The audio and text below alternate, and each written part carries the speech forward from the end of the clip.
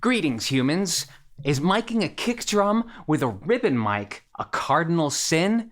Well, today, consider us sinners because we mic'd an entire drum kit with Cloud ribbon mics. And of course, I recorded these straight to cassette. Duh, it's me, the made-on-tape guy.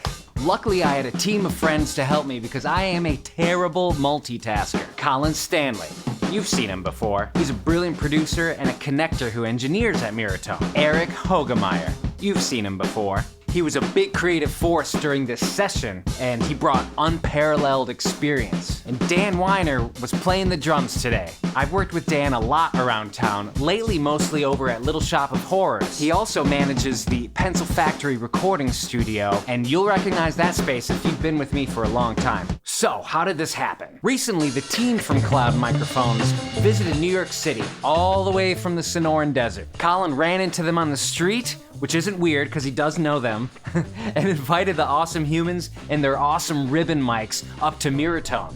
But first, what is a ribbon mic? Well, there's a lot to unpack there, so let me give you the elevator pitch. A ribbon mic is a type of dynamic microphone, but instead of a diaphragm attached to a moving coil, these mics feature an extremely thin strip of metal, most often aluminum, suspended in a strong magnetic field. Pretty cool shot, huh? Ribbons are inherently passive devices, traditionally with no onboard active electronics or preamps, but that's where Roger Cloud stepped onto the scene. Can I just tell you the history of the mics real quick? Please, yes. Sure. We were very lucky to have one of the builders of Cloud Microphones. Hi, my name is Kevin. I work with Cloud Microphones. This is our ribbon mic. Hell yeah. Oops.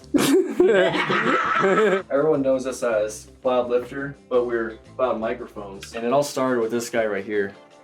So originally, Roger, our CEO, made this mic, and this is the JRS-34. And the Cloudlifter is actually meant to go into this microphone and be sold as a package, right? They separated the circuit and it started taking off like crazy. That's what everyone knows. It's the, SM7 being Cloudlifter, but it's really Cloudlifter for every ribbon, That's what it's meant for. You've heard of a Cloudlifter, right? One of these? Bet you didn't know the dude's name was Roger Cloud. The idea with this little device is that you send it phantom power from a preamp, and it gives your dynamic mic a clean gain, something around 25 decibels. This is my SM57 plugged straight into the Tascam Porta 2. I'm coming into channel 6 right here. This is the trim. Now this is the SM57 plugged into the Cloudlifter. Look, same exact trim location. This is a lot more headroom. It's a Tascam, so of course there's noise. This is my channel. Welcome to my channel. In a future video, I'm sure I'll nerd out and tell you guys more about the Cloudlifters themselves, but today we're talking about Cloud ribbon mics. So in case you already knew about the Cloudlifter, just know that the ribbon mics came first. Speaking of mics, let's listen to these mics. Listen to how the drums sounded in the room with just the camera audio.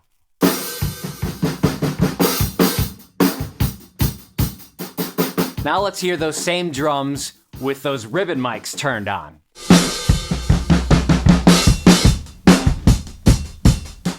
Pretty sick. Do you want to know how we did that? Great, let's work backwards and talk about the setup. There were lots of moving parts that day, and interfacing with a Porta studio into a modern studio isn't always super intuitive. Well, that's the left. Okay, something's going on with the left. It's something, the cable. In here? Yeah, in here. While Colin was fixing an audio issue. We lost power on everything. Yeah, this stuff happens. I swear, audio engineering is like mostly fixing issues and just being organized. The number one rule of audio is something's gonna go wrong. Just be prepared to fix it. You're an electron plumber. I unplugged the entire firmament. It's fixed. Fix one thing, and then create another issue. Of course, at this point, I had to ask one question. Anybody got a cassette? I brought a few fun choices, and of course, the Cloud team chose the coolest one. It's literally called a cool tape. All right. Pick the tape! Ah! I'll probably do a video on these at some point. Before I start soloing out individual microphones on the kit, on the cassette, let's talk about the miking technique we used in the studio that day. Eric has the most experience out of all of us, and he thought we should try a Glyn Johns technique. Glyn Johns is a very famous audio engineer who recorded Led Zeppelin. And the Stones, and the Beatles, and the Who, and the Clash, and Bob Dylan, and the Eagles. I mean, way too many people to name. He's one of the tippy tops of people who you should know if you've never heard of him. And he kind of came up with this technique with like a mono overhead and then another microphone over the floor tom, and both equidistant to the snare. This mic is looking like that, okay? I have a struggle all the time. Okay, well, so they're approximately within an inch or two, the same distance from the snare drum. That's it, really.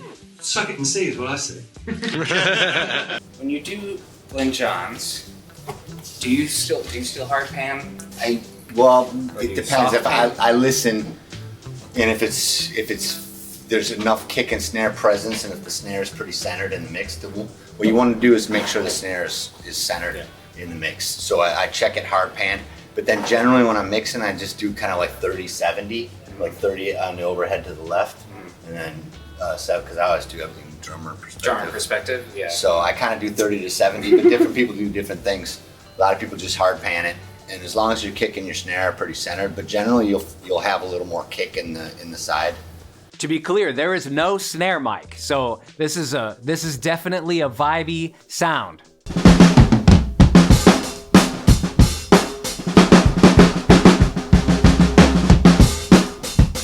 I'm telling y'all, if there's one thing that recording over and over and over again will teach you, whether that is on GarageBand on your laptop or Tascam Porta Studio, what your mic is and where you put it is gonna be, I don't wanna say 90% of the sound, but it can be. Let's hear these microphones. First, we're gonna start with this kick drum mic on channel 1, the passive ribbon. Check out how Kevin placed this mic. I came over pretty much like this, and I angled it a little bit away. The way we make these screens here, they're angled like this to kind of break up wind and stuff. And we also hump the silk over the motor, so any wind that does get in there, there's actually another little baffle. So I always angle stuff like this when I feel wind pressure. And we weren't getting exactly the kick sound I wanted, so I really put it in closer. And I'm not ever afraid of really blowing these ribbons. I haven't done it yet. I've done a lot of dumb things with these. Confidently. Look at my EQ. I'm gonna flatten my EQ out. Yeah, this is 10,000 hertz. I don't think I need that. And this is 100 hertz. I'll boost it.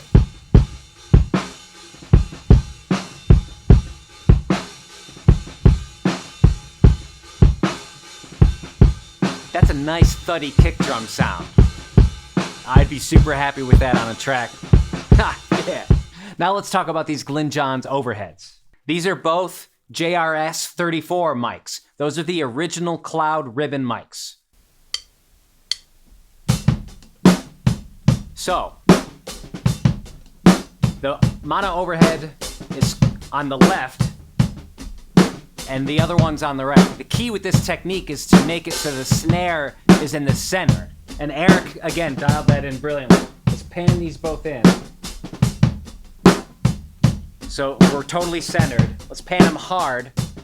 So you can hear how this one has to come in a bit.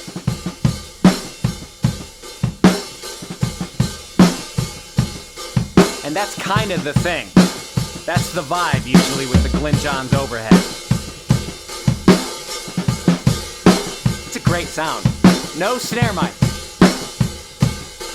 I don't think I need to do anything with the EQ on this.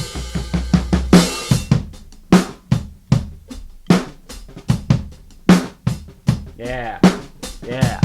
Sick. Now let's go to the last microphone, which was kind of an X factor, but this is kind of the room mic that we got. Let's just hear it, and then I'll talk about it. Okay, flat EQ. You could just hear it's drums in a room. Go figure, it's a room mic. You know, could you do that? I feel like it's better to give this mic context with the other mic. Yeah. So let me pull that room all the way out so you can hear the drums without it.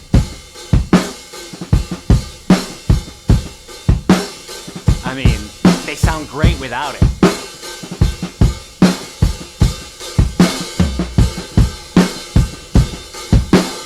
Since they sound great without it, I decided to throw in some effects.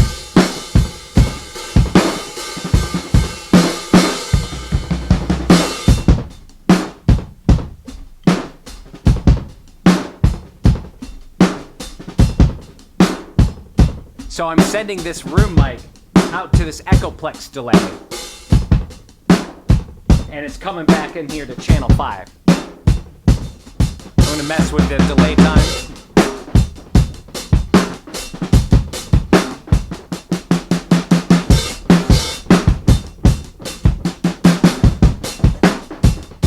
Even when you give yourself a room mic, I think in the future, and I think to myself, that microphone could be used for other things while you leave. That straight up kick and Glyn Johns overheads is a great naked drum sound. And now I have a 4th channel to mess around with. I'm definitely going to make a made on tape track out of this, and you'll be the first to hear it. Now we've soloed the mics, let's just hear them all together for a minute. Yeah. Such a spanky snare. Once we got all these drum recordings down, near the end of the session, Eric was inspired to improvise something with Dan. Eric played the piano. He just moved that room mic and moved it over to the piano. And that sounded like this.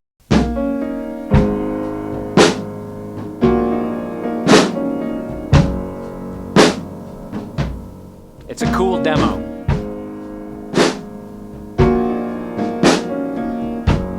These Cloud mics aren't just clones or copies of RCA mics. The name of this is The JRS-34. Roger developed this microphone with a guy named Steven Senk, right? And he's a son of John Senk. So JRS is actually the initials of John Senk. He was one of the head engineers at RCA's ribbon division. Yeah. So we have lineage from RCA. I mean, that's heavy, you know? That's everyone knows RCA, but it's not just the RCA vibe. It's got like the RCA brains and lineage behind it as well. Exactly, yeah. Why do you like ribbons? Well, it's more than just the music. When I first met Roger, the amount of passion he had for building these was just insane. And I wanted nothing more than to learn from him on how to build these. And so I just like mentored underneath him for months and months and months. And just watching him go from the full thing, from the full sheet of ribbon paper or aluminum, down in squares, down to individual ribbons, then corrugate him and then tensioning him and tuning him. And every step of that process, there's a huge potential just to ruin the whole thing, right? There's all these steps you need to get just right for this to work. Then you hear it and how natural it sounds. There's just something about it that's really infectious. And even the whole community surrounding ribbon mics.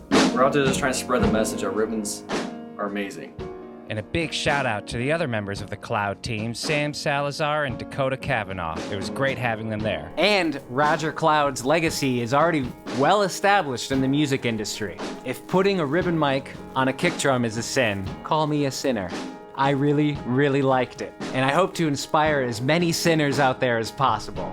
Peace, and be good to each other.